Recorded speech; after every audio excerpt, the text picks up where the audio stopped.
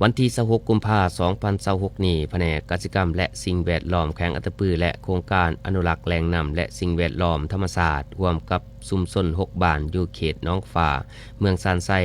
ได้จัดพิธีติดตั้งป้ายไม้บอกเขตอนุรักษ์หนองฟ้าโดยการนำพาของทานสุขวิไลพรสละแสนรองหัวหน้าแผนกกสิกรรมและสิ่งแวดล้อมแขวงอัตตปือมีคณะนำเมืองซานไซอำนาจการปกครอง6บ้านและประชาชนเข้าร่วมทานสุขวิไลพรสละแสนรองหัวหน้าแผนกกสิกรรมและสิ่งแวดล้อมแขวงได้ให้สัมภาษณ์ว่าการติดตั้งป้ายในครั้งนี้ก็เพื่อกำหนดขอบเขตพื้นที่อนุรักษ์อย่างชัดเจนสร้างความเข้าใจต่อประชาชนและส่งเสริมการมีส่วนร่วมในการดูแลรักษาทรัพยากรธรรมชาติโดยเฉพาะแหล่งน้ำและระบบนิเวศอ้อมหอบหนองฟ้าซึ่งถือเป็นแหล่งทรัพยากรสำคัญของชุมชนชาวเมืองซานไซแขวงอัตตปือ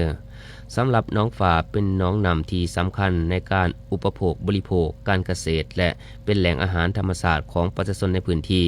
การกำหนดเขตอนุรักษ์จึงเป็นก่าวสำคัญในการ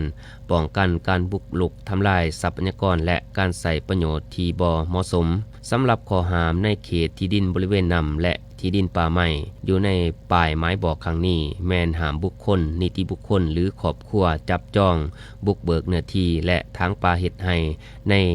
ขอบเขตเนื้อที่ดินบริเวณนำที่ดินป่าไม้ที่ดินป่าสงวนและที่ดินในป่าป้องกันอย่างเด็ดขาดห้ามนำสิ่งเปื้อเปื้อนและเป็นพิษที่จะเป็นอันตรายต่อป่าไม้สัตว์ป่าสัตว์น้ำสิ่งแวดล้อมมาถอกเท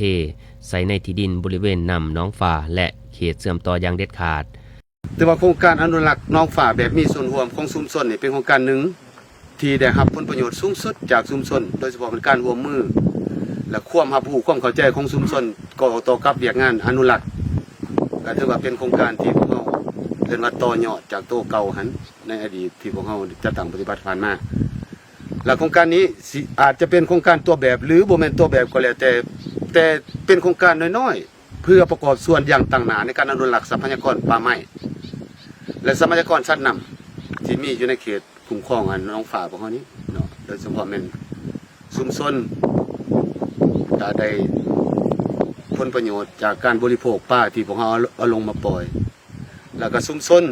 มีส่วนร่วมในการอนุรักษ์ต้นไม้ขอบเขตบริเวณหนองฟ้าที่พวกเรากำหนดไว้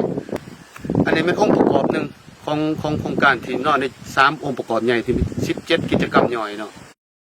ซึ่งเขตป่าสงวนเขตหนองฟ้ามีทั้งหมด895เฮกตาร์และหนองน้ำมี100เฮกตาร์การติดตั้งป้ายไม้บอกเขตอนุรักษ์หนองฟ้าอยู่เมืองซานไซครั้งนี้สะท้อนให้เห็นถึงความร่วมมือของทุกภาคส่วนที่มุ่งมั่นร่วมมือกันอนุรักษ์หนองฟ้าให้คงความอุดมสมบูรณ์และเป็นมรดกทางธรรมชาติสืบทอดต่อคนรุ่นต่อไป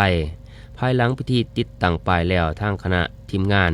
ได้เน้นให้อำนาจการปกครองเมืองบ้านและประชาชนช่วยกันปฏิบัติตามระเบียบข้อกำหนดของเขตอนุรักษ์เพื่อให้หนองฟ้าเป็นแหล่งทรัพยากรที่ยืนยงสืบต่อไป